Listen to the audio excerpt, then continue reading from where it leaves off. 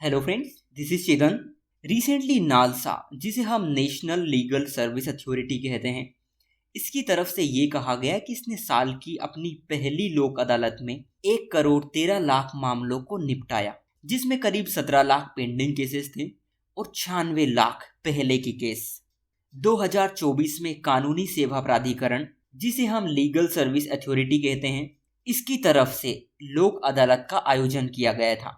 जो लोक अदालत होती हैं वो एक तरह की अल्टरनेटिव डिस्प्यूट रेड्रेशल मैकेनिज्म होती है, जिन्हें लीगल सर्विस अथॉरिटी एक्ट 1987 यानी कानूनी सेवा प्राधिकरण अधिनियम 1987 के तहत वैधानिक दर्जा प्राप्त है, जो देश में सुलभ और समावेशी न्याय प्रणाली को बढ़ावा देने के लिए प्रतिबद्ध होती हैं।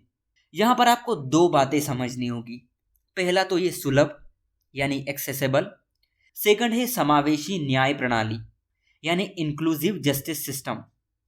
सुलभ का मतलब यहाँ पर यह होता है कि लोगों को न्याय आसानी से मिल जाए, उन्हें ज्यादा भटकना ना पड़े। फ्रेंड्स, आपने देखा होगा कि लोगों को बहुत दूर अदालत के चक्कर लगाने पड़ते हैं, चाहे डिस्ट्रिक्ट कोर्ट हो या फिर हाई कोर्ट, और कहीं कहीं तो ये दूरी 100-150 किलोमीटर दूर होती है।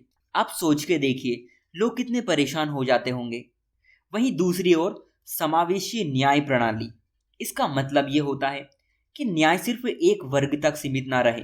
जैसे कि आपने देखा होगा कि जो अमीर होते हैं वो तो कोर्ट चले जाते हैं, उनके पास रिसोर्सेस होते हैं, लेकिन जिनके पास पैसा नहीं होता, जो गरीब होते हैं, वो न्याय के लिए दर दर भटकते रहते हैं और उन्हें न्याय नहीं मिलता। और इससे होता यह है कि लोगों में सरकार और न्यायपालिका के प्रति विश्वास कमजोर होने लगता है। और आप सभी जानते होंगे कि इन्हीं चीजों के मद्देनजर भारतीय संविधान का आर्टिकल 39A यानी अनुच्छेद 39 है, जिसे 42वें संविधान संशोधन अधिनियम 1976 में जोड़ा गया था, वो ये कहता है कि सरकार ये कोशिश करेगी कि गरीबों को फ्री लीगल एड प्रोवाइड किया जाए। और ऐसे में जो लोक अदालत होती है वो एक माध्यम बनती है लोगों को न्याय दिलाने का। तो इससे बेहतर और क्या हो सकता है। और यही तो गवर्नेंस होती है कि हम हमारे देश के नागरिकों को अच्छी सर्विस प्रोवाइड करवाएं, ताकि देश का हर तबका उसका लाभ उठा सके, कोई वंचित ना हो सिर्फ इसलिए कि उसके पास रिसोर्सेज नहीं है। और इसीलिए जो फ्री लीगल एड सर्विसेज होती हैं, इसके तहत लोक अदालत देश के लोगों को न्याय दिलाने का काम कर रही है। अब आपको यहाँ पर दो चीजें करनी है जो आपके प्रीलिम्स और मेंस के लिए जरूरी है। पहली, आप ये देखें कि नालसा एक्ट क्या है और इसके बेसिक फीचर्स कौन कौन से हैं।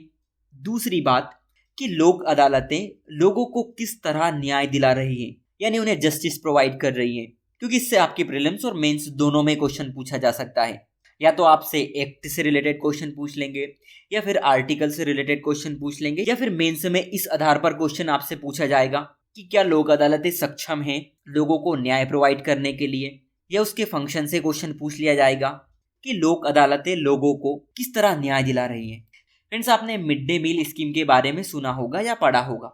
इस स्कीम की सबसे बड़ी प्रॉब्लम है कि क्या हम स्कूल में बच्चों को साफ सुथरा भोजन उपलब्ध करवा पा रहे हैं या नहीं।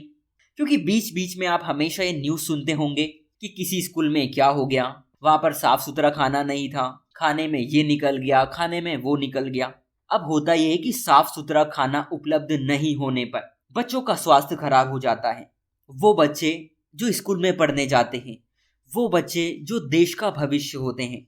अब होता यह है कि महाराष्ट्र में एक डिस्ट्रिक्ट है सोलापुर, वहां की डिस्ट्रिक्ट काउंसिल की एक सीईओ स्कूलों के निरीक्षण के लिए गई और उन्होंने ये पाया कि जिन परिस्थितियों में वहां पर खाना बनाया जा रहा था और जो खाना बन रहा था वो बिल्कुल भी स्टैंडर्ड नहीं था।